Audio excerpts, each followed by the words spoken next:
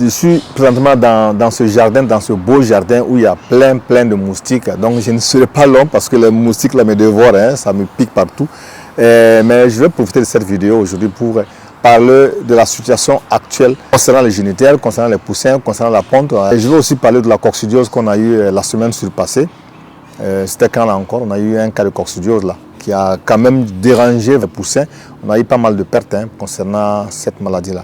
Mais aujourd'hui, dans l'ensemble, en tout cas, tout va bien. Et cette maladie a commencé avec quelques poussins quelques cas qu'on a constatés. Et ces poussins avaient du sang dans les selles. Quand le basse-courrier m'a envoyé le message, je lui ai dit de courir immédiatement aller chercher un produit en pharmacie. Vous savez, la ferme se trouve au village, dans un petit village là. Donc, pour accéder aux différents soins, c'est tout un problème. Donc, il a été en pharmacie, il n'y avait pas de produit contre la coccidiose.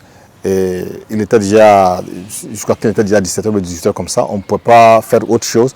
Et du coup, j'ai appelé un de mes amis qui est du côté de Bobo pour voir s'il peut me donner un coup de main. Et lui, il m'a dit ouvertement de chercher des écorces du caïcédra.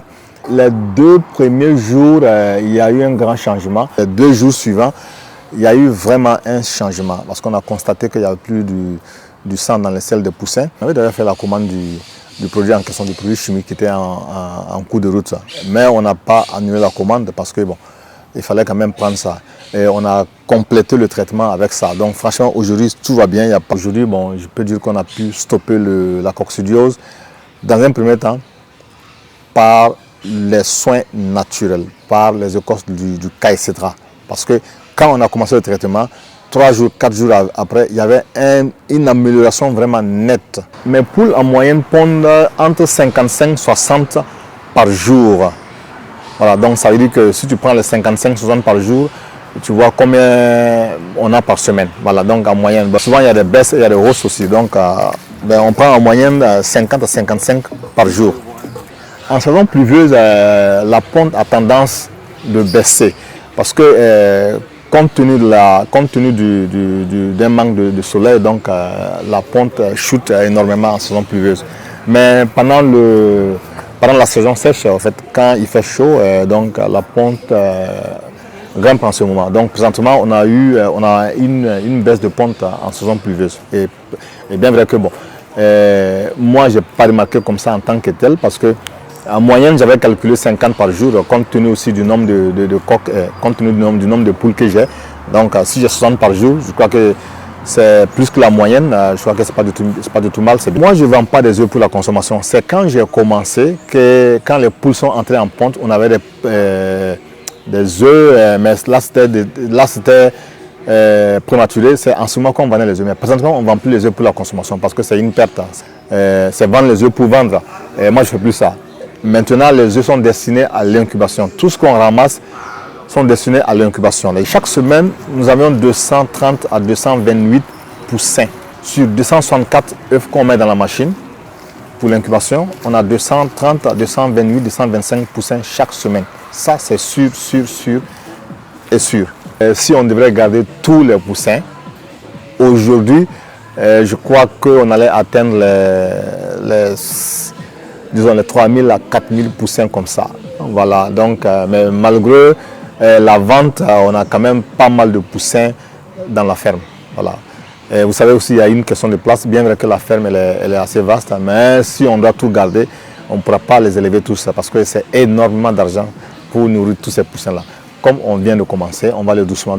Concernant le taux de mortalité, honnêtement, de mon côté, entre 5 à 10% parce que je perds énormément de poussins. Je ne sais pas pourquoi. Peut-être que c'est dû à la saison pluvieuse, peut-être que c'est dû à la fraîcheur.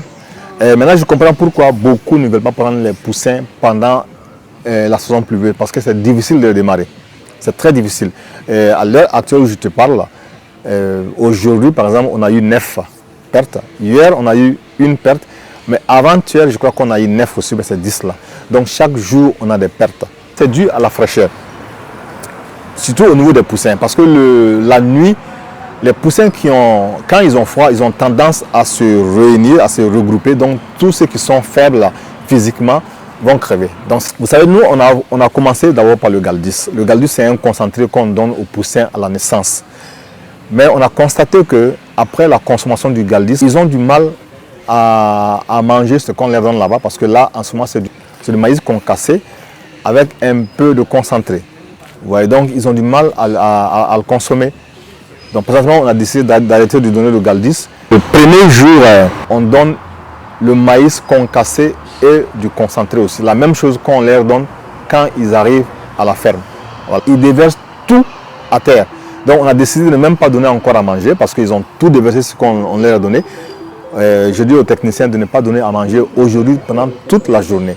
Donc tout ce qui est présentement à terre, il faut qu'ils finissent ça d'abord. Voilà, je ne sais pas si c'est à cause du GALDIS, ils sont habitués au GALDIS et le goût n'est pas le même. Donc on a décidé d'arrêter ça et de leur donner rien que le maïs concassé et du concentré. Voilà, peut-être dans les jours à venir, on va essayer de mélanger avec un peu de farine de poisson. Voilà, on donne uniquement le concentré et le maïs. J'évite de vendre ça aux grossistes. Les réseaux sociaux, de bouche à oreille aussi, donc c'est ce qu'on utilise. Mais présentement, il y a une vente. On n'a pas démarré les activités comme ça en tant que telles. On a la matière première, on a les poussins. Voilà. On a les poules aussi qui sont déjà prêtes pour la consommation. Mais on n'a pas commencé d'abord la vente à cause de la saison pluvieuse. Donc je crois qu'à la fin de ce mois-là, on va commencer le vrai business, on va commencer la vente. Et voilà, donc il faut beaucoup travailler là-dessus, surtout sur les réseaux sociaux. Il va falloir qu'on mette vraiment le maximum sur ça pour pouvoir vendre. Voilà, parce que le nombre de sujets qu'on va sortir par jour, il faut qu'on arrive à les écouler. Le prix de vente d'un poussin, moi je vends un poussin je vends le carton à 37 500. Mais compte tenu de la situation actuelle, il n'y a pas de vente, il y a une vente. Et à cause de la pluie, les gens ne veulent pas prendre les poussins pour les démarrer. Donc je suis obligé de descendre, de casser un peu le prix de vente. Donc, si bien que le carton, je le vends présentement à 30 000 francs CFA. Et le poussin me revient à 600 francs CFA. Alors, je suis obligé de le faire parce qu'il y a une vente d'abord. Mais après la saison pluvieuse, à partir de la fin de ce mois, où les gens vont vouloir prendre beaucoup de poussins pour les engraisser, les fêtes arrivent. Donc, en ce moment, on va hausser un peu le prix. Je vais repartir sur mon prix de base, 37 500 le carton. Dans un poulailler, tu vas rencontrer pas mal de maladies. Il y a la coccidio, il y a le coryza, il y a ce qu'on appelle le gomboro et tout là. Donc, mais présentement, on a eu deux cas. On a eu uniquement la coccidiose et le coryza. Bon, il faut reconnaître que je n'ai pas fait de vaccin. Ça vraiment, c'est une erreur de ma part. Aucun vaccin n'a été fait. Hormis la bile, aucun vaccin. Une erreur à ne pas commettre. Si on a un cas de maladie dans le poulailler, ce que moi je fais le plus souvent, c'est d'isoler les sujets qui sont atteints. S'il y a un cas de coccidiose, s'il y a un cas de gomboro, s'il y a un cas de coryza dans le poulailler, immédiatement on isole les sujets qui sont atteints de cette maladie. Voilà, pour ne pas transmettre le virus aux autres. On les met en quarantaine pendant peut-être 14, 15, 20 jours. Là maintenant je vais parler un peu de la coccidiose parce que le cas de coccidiose qu'on a eu dans le cheptel, je vais parler un peu de ça. Et ce cas de coccidiose, on l'a traité avec des écorces du caïcédra. Le caïcédra, c'est un arbre qu'on trouve en Afrique de l'Ouest, dans la sous-région. Je ne sais pas si dans ton pays vous en aviez. Mais c'est un arbre qui est vraiment efficace. C'est un arbre que en Afrique, souvent les gens utilisent contre beaucoup de maladies. Et moi, je ne le savais pas, honnêtement, parce que le jour qu'on a détecté le cas de coccidiose, le technicien m'a envoyé une photo et j'ai vu que dans les selles du poussin en question, il y avait du sang. Et 5 minutes après, les poussins ont commencé à crever. Et je lui ai dit d'aller vite chez le vétérinaire chercher un produit. Il n'y avait pas de produit ce jour-là. Vous savez, la ferme se trouve dans un petit village là, donc il y avait un manque de produits. Et s'il fallait partir en ville chercher le produit, il fallait attendre le lendemain. Franchement, je suis obligé d'appeler au secours. J'ai appelé un de mes amis là qui m'a conseillé de couper les écorces du caïcédra. Et c'est ça qu'on a utilisé. Bon, le même jour, on n'a pas eu de fait, ça n'a pas fait de fait parce que c'était le même jour, il fallait attendre encore le lendemain. Et maintenant, c'est le lendemain, en fait, pas le lendemain, le surlendemain qu'on a commencé à constater l'évolution. Parce qu'il y avait plus de sang et les sujets ont commencé à manger et ça bougeait, ça courait un peu de gauche à droite. Eh bien, honnêtement, je dirais que les écorces du caïcédra ont vraiment contribué à stopper la coccidiose là. Sans ça, je crois qu'on allait parler aujourd'hui d'une centaine de pertes. Mais grâce à ça, on a quand même pu stopper la maladie. Mais avant d'utiliser les écorces du caïcédra, on avait passé la commande, on avait acheté le produit chimique qui était en cours de route. Quand c'est arrivé, on a décidé aussi de l'utiliser. Donc on a terminé le travail avec ça. On a stoppé d'abord l'utilisation du caïcédra, les écorces du caïcédra, et on a fini avec le produit chimique qu'on a pris. Alors l'écorce de caïcédra, si tu veux, je t'explique un peu comment ça va. Tu découpes un peu l'écorce, tu mets dans les abreuvoirs. Bon, c'est que beaucoup mettent dans un seau d'eau comme ça, et ils attendent le lendemain ou bien 5 heures après pour que ça puisse bien se tremper. Mais nous, on a préféré mettre ça directement dans les mangeoires. Tu vois, non? Dans les mangeoires et servir aux poussins. Tu vois? Donc ça fait son effet au fût lentement et sûrement. Donc c'est avec ça qu'on a traité la coccidiose sans aucun problème.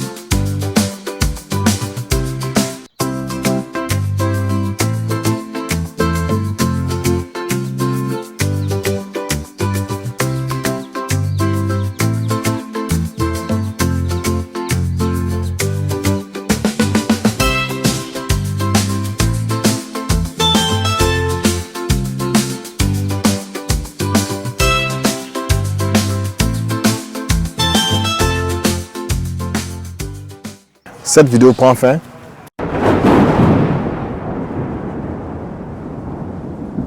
On se retrouve à la prochaine. Merci.